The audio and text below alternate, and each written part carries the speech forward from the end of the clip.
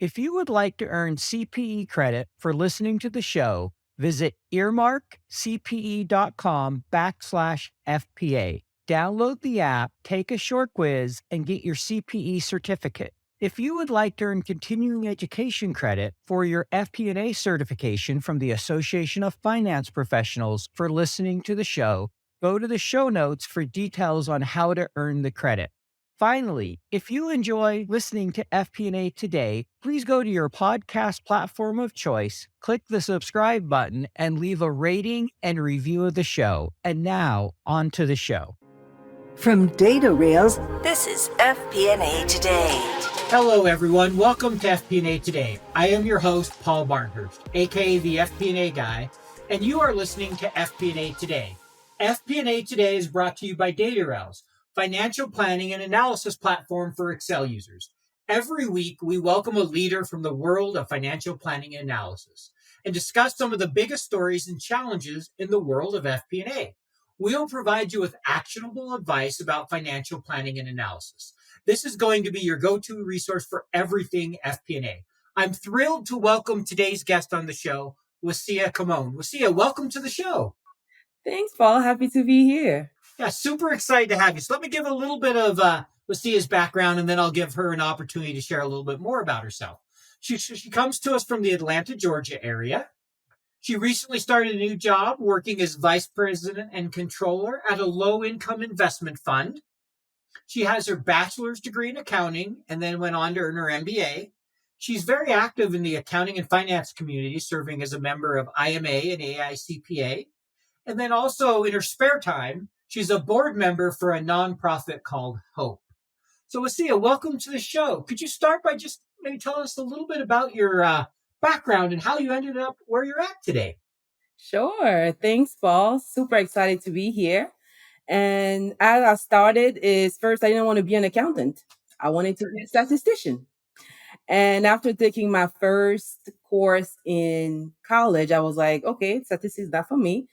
I still like numbers and went into accounting. I interned in tax, then audit, and then have been in corporate finance and accounting since then. So that's what my background is. Yeah, that's where I am today. So funny story, when I was a kid, I thought I'd want to go into statistics. I really didn't understand what statistics was, but I loved the statistician for sports, like reading box scores. Yes. And so that's kind of what I equated to statistics as a kid. I remember taking my first statistics class in college. It's like, yeah, there's no way I'm majoring in statistics. No. I mean, I enjoy some of the statistics stuff, but I did, a finance degree. So I can relate to that. Oh, this sounds cool. Yeah, maybe not so much. All the cars, no. So I can get that one. So you completed an internship in both tax and audit. Yes. Can you talk a little bit about how that experience was interning in those areas? Yes. So the tax internship was during my last year of college. So I did it for a full year. So I was able to see, okay, this is how busy season is when you're in tax. This is also how low season is, quote unquote. And definitely learned that tax wasn't going to be for me because, listening to people explaining how boring CPEs and just the legislation part, I was like, okay, I cannot do this. But I did learn great things for personal taxes for myself, being on a W-2, having a business, deductions and all that stuff. So it was good personally on that level for personal finance. Sure. But on the tax side, I was like, I'm not going to be a tax accountant. Then it was PwC with audit. And I thought, okay, Big Four, I was all excited. I didn't realize that people don't like auditors. So I'm an extrovert. I go out, I'm like, hi, I'm here for selections. And I'm like, what do you want? So didn't go well. I knew I didn't want to be an auditor. So that's why I moved then into just corporate finance and accounting. So, and that's why I thrive, from accounting. I did FP&A. I'm doing both. So it's been great. But these internships definitely helped me learn what I did not want to do. Still good experiences, but it helped. Yeah, that's definitely a great opportunity in internship, right? It's an opportunity not only to test the company and see if that's a company you want to work for, and them to test you to see if you're the type of employee they want. But there's also that opportunity to go, okay, is this the type of work I want to be doing? Especially a year-long internship. And I can understand on the audit side, as an extrovert and, like you said, everybody been like, oh, it's the auditor. I got to deal with this Yeah. person. What do you want? And how quickly can I get rid of you? Why are you still here? So yeah, I could see that and making that switch toward accounting and growing from there. So speaking of that, I know after your internships in school, you started your career working for Intralot. Like you spent Yes. about 9 years there, and you Oh worked yeah. your way up from accountant to a corporate controller. So can you maybe talk a little bit about that experience and what it was like going from individual contributor to more of a management role, and how you managed to kind of thrive and develop over those years? Oh wow, that was definitely the best part of my career, I would say. Intralot was a lottery gaming provider. So it was a technology firm because we're keeping all the software behind like the Powerball games and things like that. Oh, so I should ask you for the numbers. I couldn't play the lottery for 9 years because of that. Makes Anyway, sense. You it was didn't also miss much. manufacturing. Odds are you would have just wasted money. I knew how it worked. That's the thing. So, because we do all the probability behind the number of winners. So I knew that part. The point zero zero, yeah. Yeah. And so it was manufacturing as well, because we're making some of the vending machines you may see at the grocery store. So, and then service providers. So I got to, when I got there, I was billing for the government. I was learning how to do revenue recognition at the time. So it really allowed me to touch every single part of a P&L, of a balance sheet, of a cash flow statement. And also the company was growing very fast, like technology company. Like I joined, it was 200. By the time I left, we're like over 500. So building a lot of the processes and procedures, and really, when people ask me how did you stay, I was like, because I wanted to stay. Because if I feel like people quit easily today, and so you're not able to allow yourself to grow. Because part of growth is, yes, you're gonna have a difficult boss. Maybe they will leave. Maybe someone else will be able to take you under their wings. Maybe you'll be able to shift to another department and learn some other things. Be involved in other areas as well. But as long as you're proactive in your growth, it was really touch base, keeping in touch with other players in the company, able to grow on that level. So a lot of people took interest of me because I was still there. And it helped. I learned a lot from other CPAs. So the VP of marketing at the time was a former CPA. The VP of business development was a former CPA. So, and I saw them in other roles. So that's when I learned that accounting didn't have to stay just in the accounting department, but they went from being accountants, CPAs, into marketing, into business strategy. And so that was a great experience from that standpoint.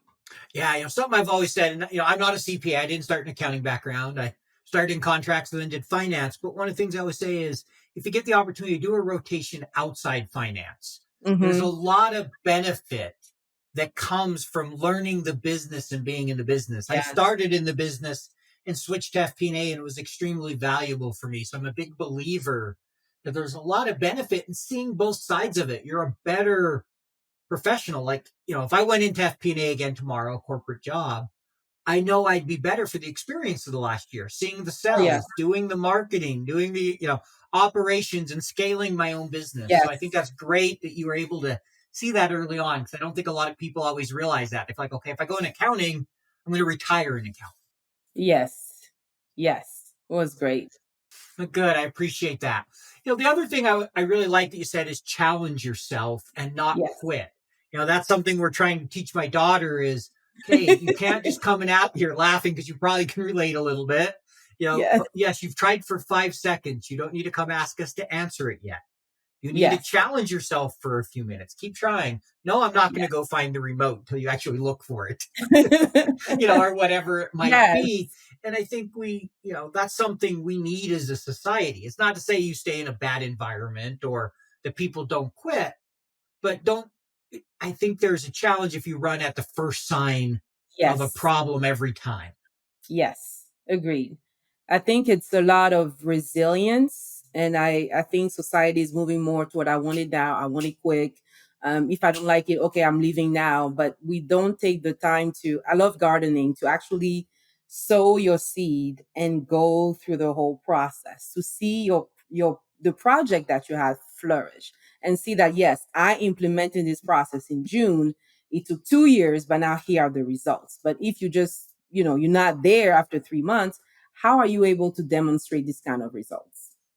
No, I'm aligned with you on that. I think there's a lot that comes from challenging yourself, and there's different ways you can do that, both inside and outside of work. But it's really important that you push through Mm-hmm. with projects. So that I'm glad you did that. Sounds like it was a great learning experience. And speaking of learning experiences, the one I want to ask you about is when you're at Intralot, you helped build the FP&A function from the ground up. Obviously, a small company, as they scaled, they needed that.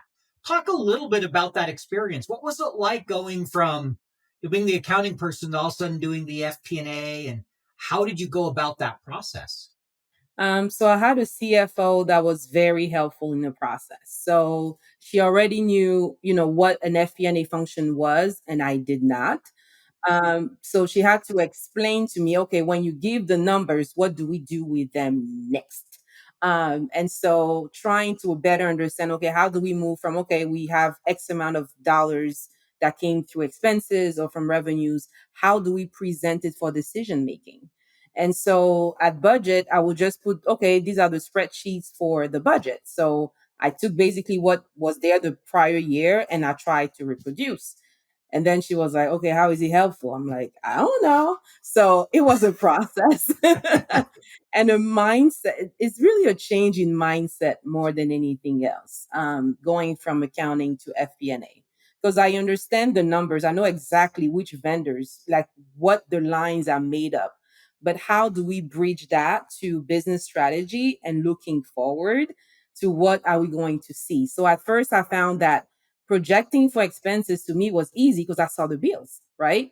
Now we get into revenue, and I'm like scratching my head. Okay, we have to look at factors, economics, because it was dealing with the state. So it was definitely a great experience for me because that's when also I learned more Excel skills because I had to, but also being able to build different scenarios, right? And sensitivity analysis and all these other things. So so it was first me understanding how to bridge and then hire people to come in. My first financial analyst, she's still there. La vida, you see me. And so trying to better understand, okay, this is what this person will do. This is how they're going to add value. How am I going to introduce them to all the other departments to start that business partnering relationship and get it going? Oh yeah, it was very, very, very, it was very good. But yeah, learning on the go. That's all I can say. Yeah, no, it sounds like definitely a lot of learning on the go. You shared the example there with the CFO, or like, how is this useful? Like, okay, well, I guess I have more work and more things to learn here.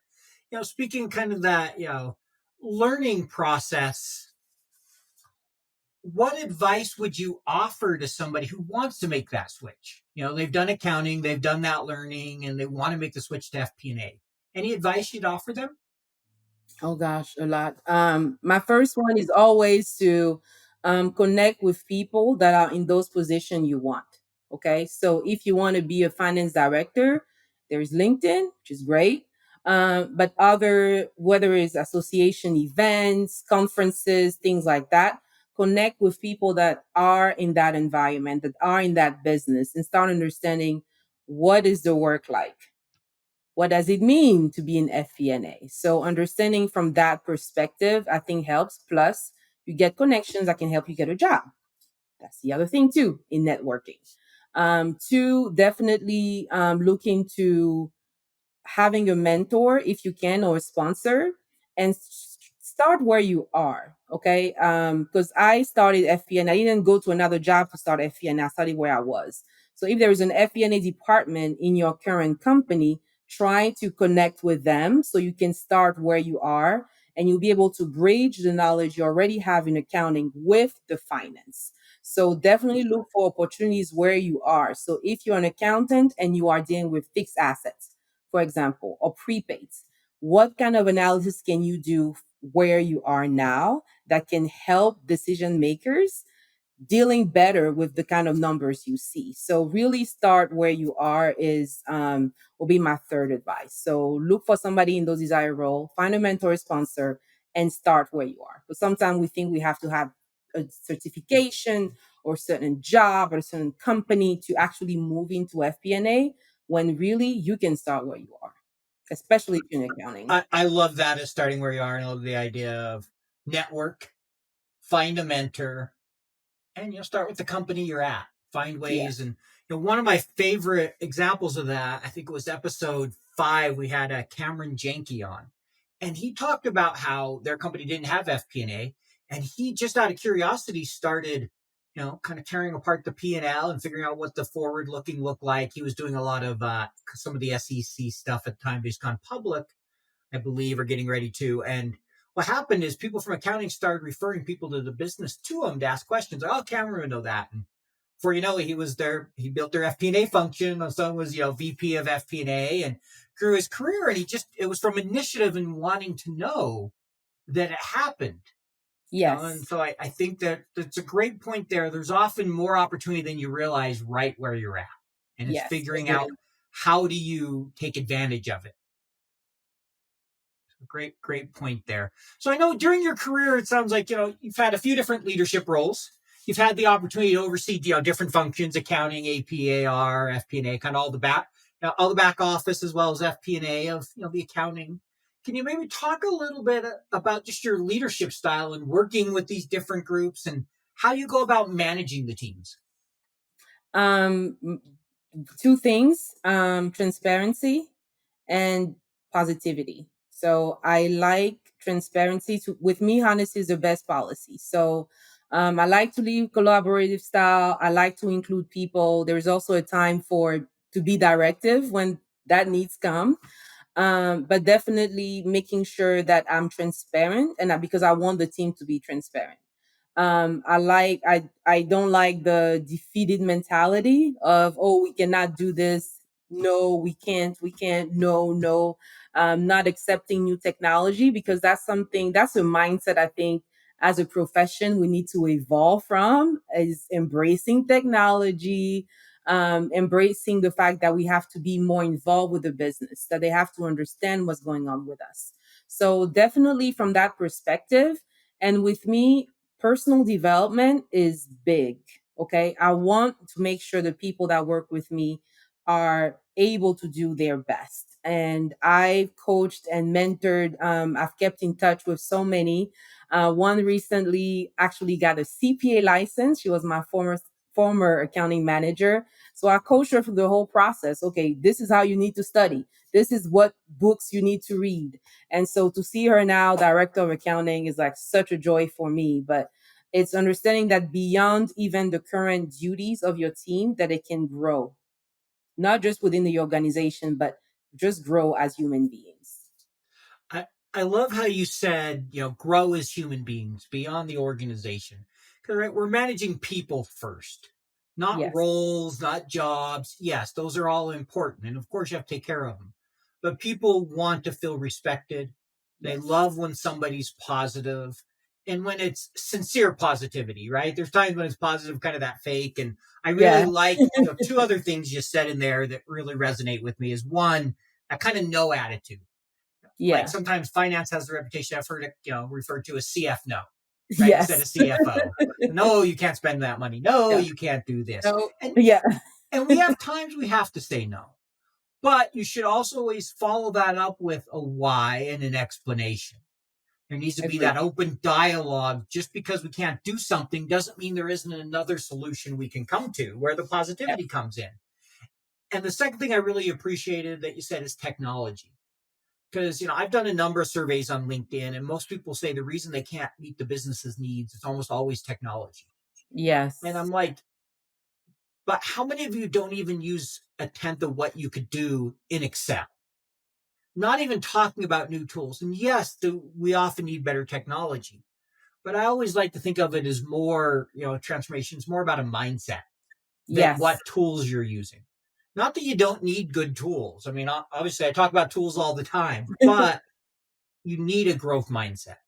Yes. So that's something I Yes. really appreciated there. Thank you. Because I think sometimes when a lot of the tools are implemented, they're sometimes implemented in a way that's closed minded. You can see it because it's hard to build upon it. it's hard. You're not even using the full capabilities that the tool have to offer. It's like you're paying for a Ferrari, you're still driving a 35 like a Honda. You're like, it's like, why are we doing this?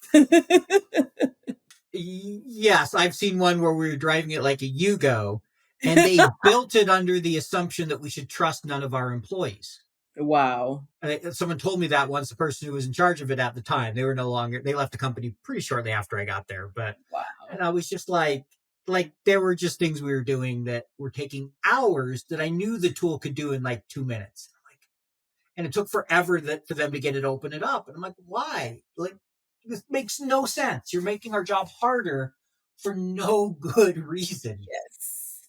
Mm-hmm. And so, yeah, you really need to think about, how do I make the lives easier of everybody when you're putting tools in place, and how do we open it up and take advantage?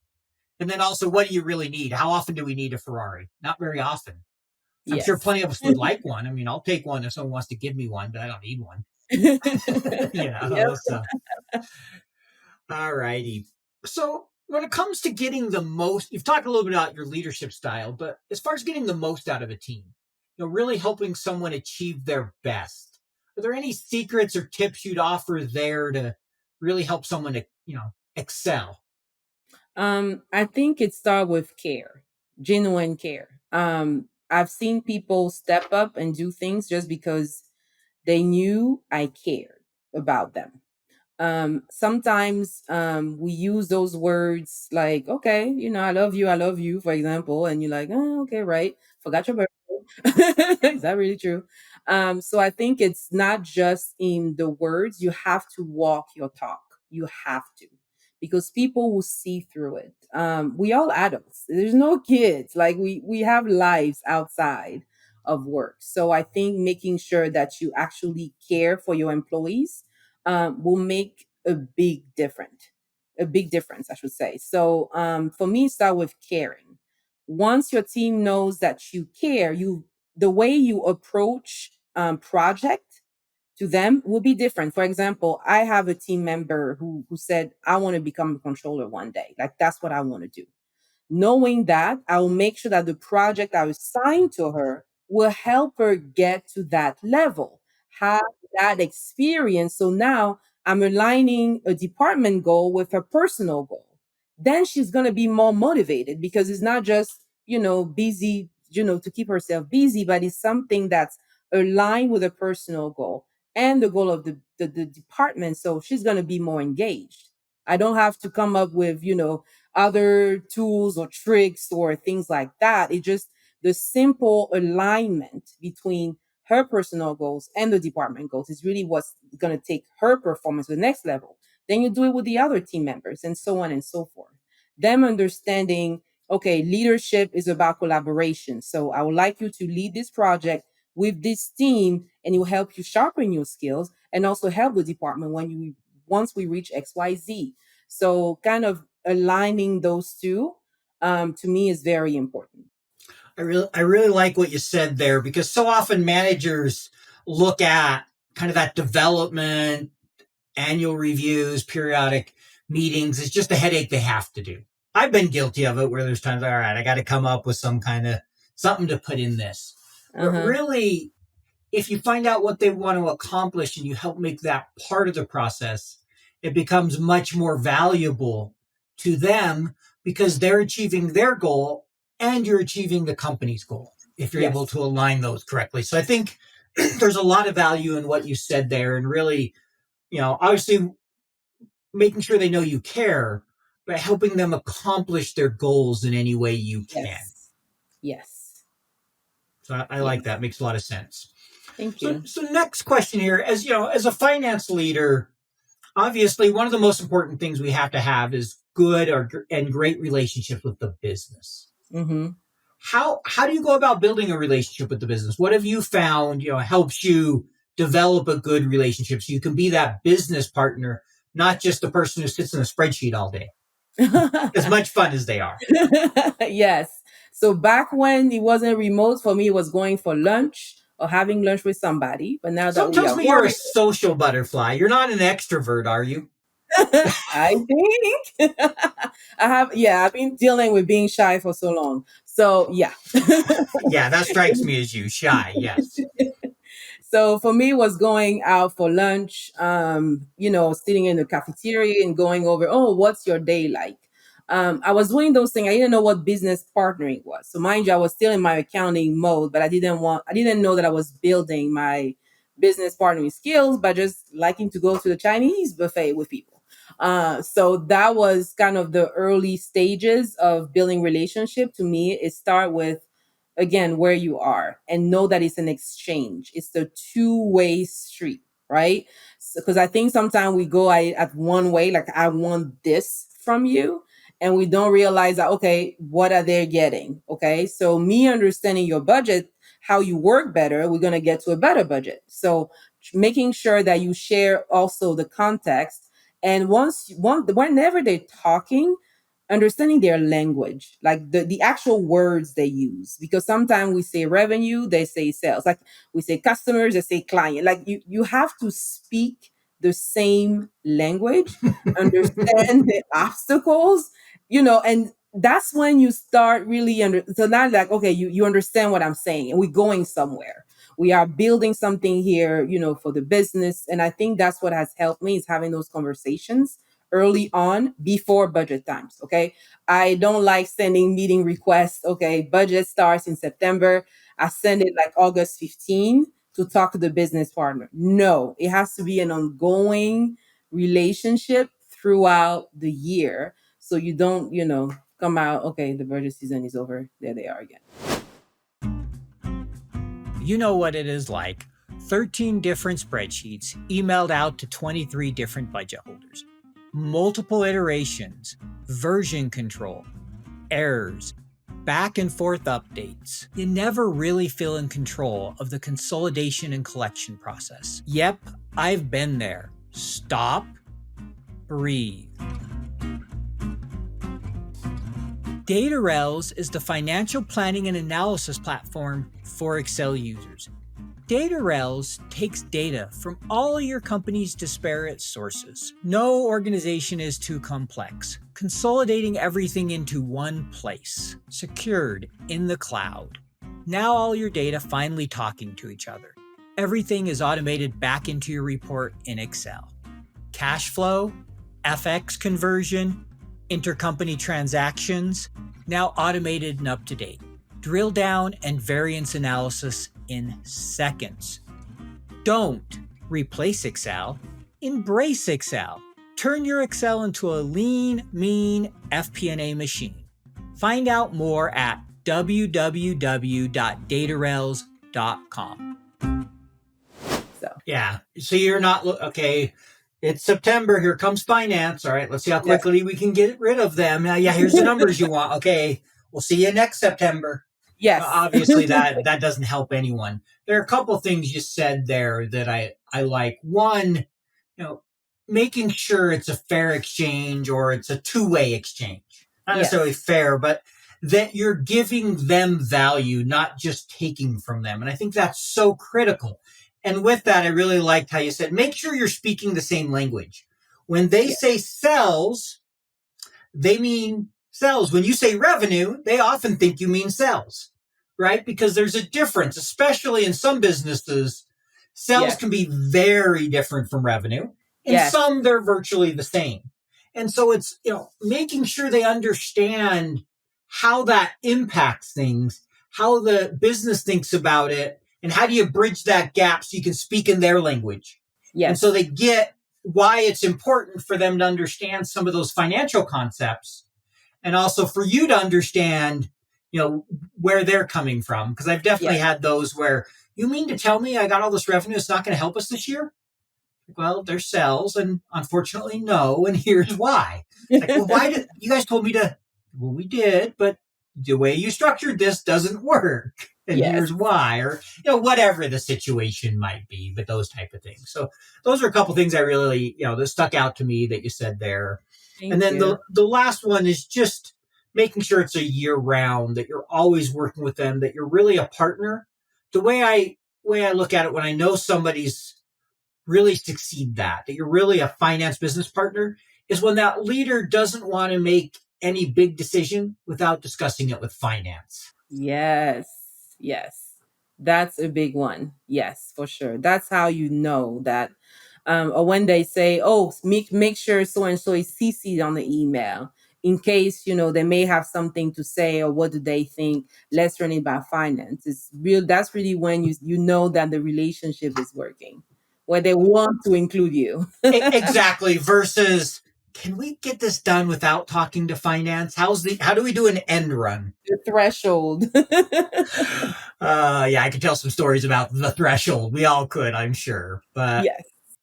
so, I know over the last year, you haven't done it as much recently with starting a new job, but you started sharing your voice more on LinkedIn.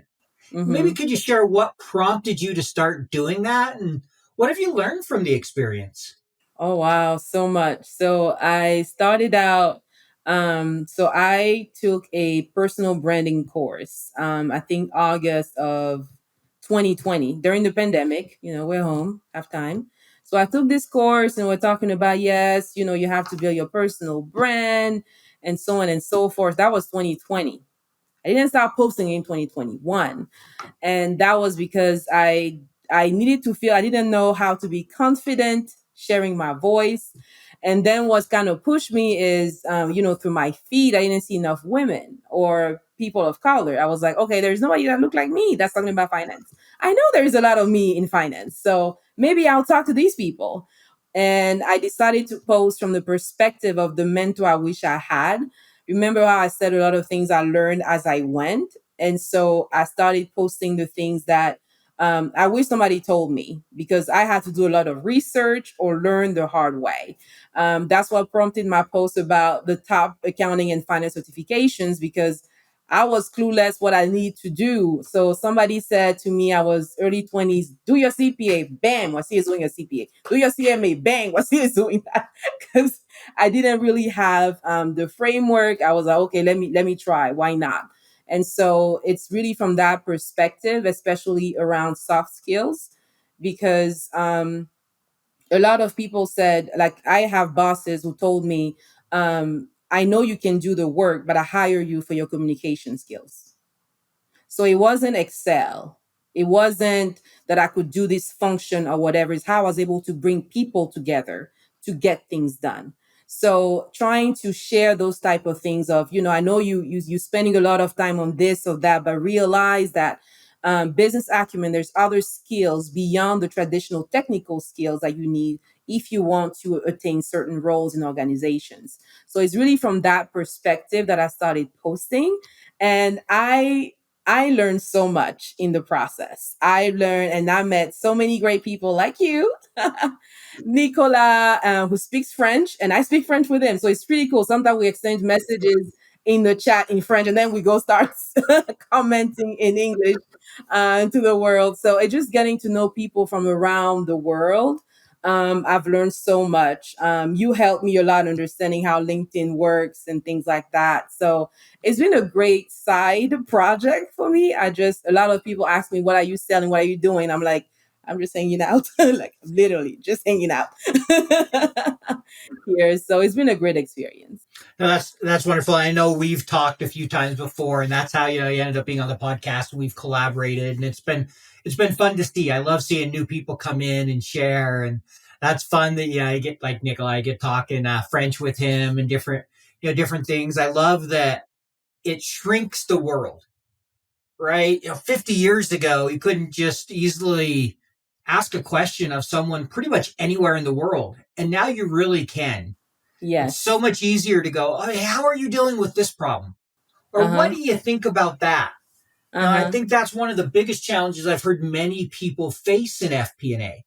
And that's one of the reasons, one of the things we wanted to bring with FP&A today is to help discuss those type of challenges and the things, and hopefully make the job a little easier for Yes. those that come behind us. Because, like you Yes. said, I'm sure when you were trying to build out an FP&A function at Intralot, there are a lot of times that you had a great CFO, but you would have loved to go to other people, be on Yes. LinkedIn, and be like, "How should I think about this? Any Yes. advice here?" Yes. Oh, definitely. Because we go through the same thing. Like I would talk to somebody that's in India or in Dubai, and like it looks like we work in the same building. Like the things they're going through, the challenges with the team, it just feel like we're going through the same thing. So yeah, I do appreciate that we can be connected that way. Yeah, and when you said that, going through the same thing, it's why we can all relate to Dilbert, right? Because we've been through the same things, and his comics, even though they're the extremes, you read them and go, "Yep, I remember that. That feels Yes. about right." So have a lot of fun with that. So here's a question I want to ask you. I know you like to read. I can see books behind you there. So this doesn't have to necessarily be a finance book. But Okay. for our FP&A professionals out there, is there any book you would recommend they read, that kind of would help them with their career and why? Okay. Finance related, I'll say, and numbers related. It's called The Data Story by Nancy Duarte.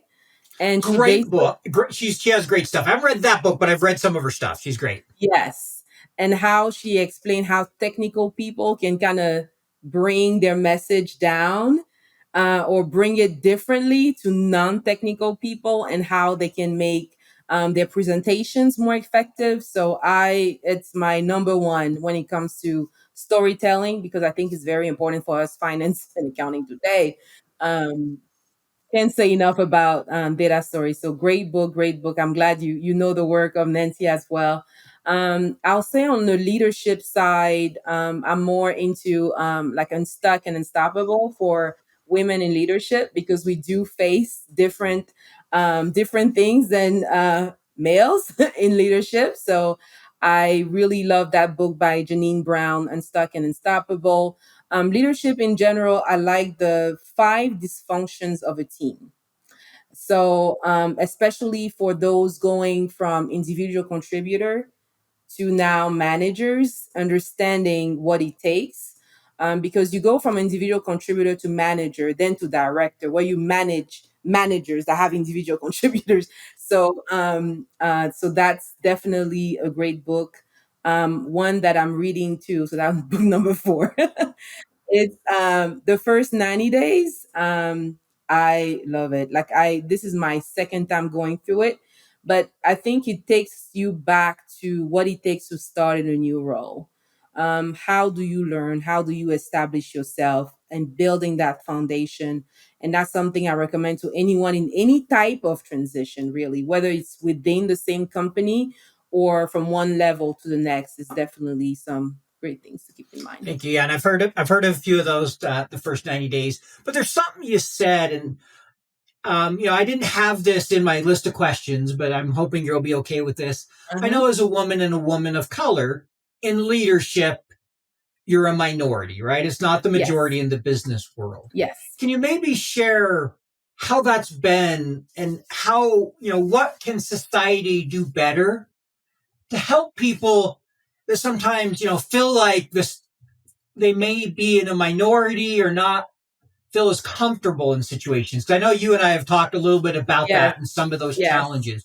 So I'd love to Yes. just get your perspective of how, as a society, we can do better to support everybody, especially people that, you know, are on the outside sometimes as far as, gender or race or whatever it might be. Yes. That has been something that's very personal to me. So I grew up in Ivory Coast in West Africa. So I came to the US when I was 17. So I like to say growing up, I was not a minority. Sure. I was a majority. Okay. Yep. And so coming here, I had to learn what it was to be a minority. And so my perspective of certain aspects are very different, right? Because I learned that here. And so, for example, and I think there is a lot of progress compared to when I came originally a couple of years ago. Just to say that. Last Um, week. Yeah, I get it. yeah, last week. But I'll say there's a lot of progress. And here's why I say that is because I never had a black boss. Like I never reported to somebody that was black. So the fact that I'm in this role means that other people saw me for what I could bring to the table and hired me. So that's where I see the progress, because there is that willingness to look beyond what you look like to what you can actually bring to the table.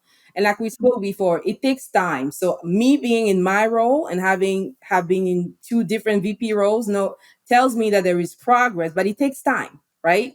And so I think that there is already that awareness is getting traction.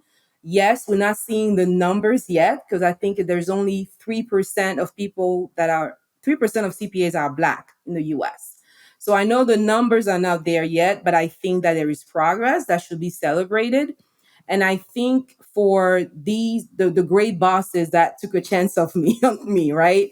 I think it's about being understanding of the difference and showing up for support, not having preconceived ideas of what you may think my needs are, but just asking, like, ask, is this okay? How do you feel about this? And knowing that you may need to support others and say, I noticed that you didn't speak up in that meeting. Did you want to say something? Do you want me to create a space for you to speak at the end of the meeting? Or, I don't want you to feel uncomfortable, but making sure that you hear their voices regularly. If somebody shuts down or is not speaking up, something is going on. I read this study, I think it was Harvard Business Review, where they said that when women are in the room where they're in minority, so there's 10 people in the room, only 3 women, they are twice as less likely to speak up during that meeting, just because they're outnumbered. So that's why I said it's making sure that everyone got a chance to speak. And when they do, listen, not listen to go, deeper or whatever, but just listen for the sake of listening. I think a lot of progress will come if we will just listen. And that's what has helped me, is having bosses that will listen to when I say I struggle with this, or I need more help with that, that will just listen, not to judge, to give advice before they even know what's going on.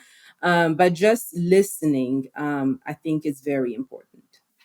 Thank you. I appreciate that. And, I'm grateful for the progress we've made in society and Yes. look forward us to continuing to progress, because all we want is a chance for everybody to be successful. Diversity makes us all better. Mm-hmm. Having people of color, of different race, of different orientation, different backgrounds, all of that diversity brought together so that we're thinking and acting differently so we can come up with the best solutions. Because the Yes. studies are clear that companies that are diverse perform better. Yes. Absolutely. I mean, you look like your customer base sometimes. It helps. Yeah. No, there's something to be said. I mean, we're a diverse society, and you want to try to reflect that as much as you can. So thank you for that. And thank you for the book recommendations. I'm going to ask you to email those to me so I can put them in the All show right. notes so Okay. everybody can, look at those if they want. We're coming up on the end of our time here. Just have kind of a couple more questions for you. And this is one we like to ask, a lot of our audience. Failure is something we all go through. It's just part of life. I like to look at it as it's a learning experience. So could you talk about a time you had a failure at work, and what did you learn from the experience? Um, I will say, okay, so a company I worked for was going through a due diligence process, and we were probably going to be bought out. And my boss came in and asked for some type of analysis, and I threw out a number, and I would say it was out of being overconfident. Okay, the number was wrong. Okay, like in like millions wrong. So you can imagine how embarrassing it was for me, for my boss who took the hit, and it was a very ouch moment. So so from that I created my own quote of "Don't let overconfidence destroy what confidence built," I because love that quote. Thank you. because sometimes we're like, oh, yeah, I got this, I can do this. Like, no, you can't. Go check. So at the end of the day, it's a numbers work. So definitely double checking your work. Like, you never get to a point where you're too high enough or you know too much to the point where you don't double check. So that was my ouch. No, it's like the idea, if you've ever done any woodworking, measure twice, cut once. Nice. So just go check. It's not Yes. generally only going to take a minute. I mean, there are times when you may be able to throw out the number, but as a general rule, it never hurts to say, hey, here's what I think it is. I'll verify that and get back to you. So that way, if you're off, instead of, oh, I know it's this, and then you go back and look and it's like, oh, Snap. nope, it was 3 times that. What was I thinking? Because yeah, especially the higher the stakes, Oh, the yeah. more you want to make sure you're Yeah. positive, or you give yourself that, I'll go back and check, not just be confident like, oh, I got this, I'm good, because we've all been Yeah. there. And Yes. usually when you get overconfident, you end up having that moment that we've all had. So next question here, this is one we like to ask everybody. So what is something unique about you that you can share with our audience? Something we wouldn't find online. We know you speak French, so that's one from Ivory Coast, but what else? I don't know. My two biggest weaknesses are Cheetos and chocolate. That you won't find online. Is it Cheetos first or chocolate first? Chocolate. That's what I Yes. figured. I had to check. Yes, chocolate. And I even have a joke that God made me chocolate for that reason. I'm born for chocolate. So when I see chocolate, I eat chocolate. I keep telling myself, I'm born for this. I love chocolate in every form possible, except with bacon. But yeah, you won't Except find with it. bacon, is that what you said? Yes, I went to a donut shop one day. They had a chocolate donut with bacon on it. I'm like, no, I like bacon and chocolate, but I like them separate. I would tend to agree with you. They make sense separate, not together. Yeah. I'm not a chocolate person, but I would argue that, yeah, they don't go together. So Thank I can you. buy that. All right. So now everybody's favorite question. You know, this one is coming. I know you're excited to give me your answer. Favorite Excel formula, feature, function? What's the favorite thing about Excel? VLOOKUP. I know there How is did I X know? That's what I was going to guess. VLOOKUP because graduating using Excel, I did not like you graduate from school and you're like clueless. That was me. That was me. And I was spending hours, hours going through one spreadsheet. And the senior accountant was like, "Oh, I see. Are you still working on it?" I'm like, "Yes, it's taking time." He came over, saw what I was doing. It was like, "Oh my goodness, you're gonna spend the whole week on this if you're doing that way." And he came over, he did a little line with a GL code, and then he did a VLOOKUP. And I was like, oh my God, this is life. I felt so smart, so great. So since then, even though I use pivot table and other function, VLOOKUP is still, yeah, it's dear to my heart. It was that moment when you realized I can have my life back. Yes. Yeah. Not going through hundreds of rows to find one thing. Oh gosh, yes. It reminds me of a quote I love that I saw on LinkedIn by Mark Proctor, who's going to be on a future episode here. He said, teach a man Excel and you give him a job for life. Mm-hmm. Teach someone how to automate in Excel and you give them a life. Oh gosh, yes. So well said. I need that. Hang it on the wall. This is so well said. And I just love that idea because there's a lot of truth to it. So, Definitely. All right. So next question we like to ask here is, what advice would you offer to someone who's starting their career today in FP&A? So they're just starting, fresh out of college, they want to work in FP&A. If you could give them one piece of advice, what would it be? Take your time. It will be definitely pace yourself because I think there is so much information out there. There is so much of what should you do, not do that he can get overwhelming. And I get a lot of people in my inbox, what should I do here, what should I do there, and I'm like, take your time, you're on the right track. Like, I feel like you're trying to know everything in that first year in your role. But I think definitely pacing yourself first, setting reasonable goals for your career, to me, is number one. I think that's some great advice there, pacing yourself, avoid that burnout because it's easy to do. Yes. And then the last question we have before we let you go, if somebody wanted to get in touch with you, what's the best way to reach out to you? LinkedIn and email. All right, great. Yes. I figured you'd probably say LinkedIn. I know you are on there a fair amount and still post from time to time. So I just want to personally thank you for being on the show. I really enjoyed it. I'm glad we were able to make this work. I know we've had to reschedule a couple times. So thank you, Wassia, for being on the show, and thanks for carving out some time for us. Thanks, Paul. Thank you so much for having me. Really appreciate it. Yeah, no, my pleasure. I've totally enjoyed it. Thank you. Same here.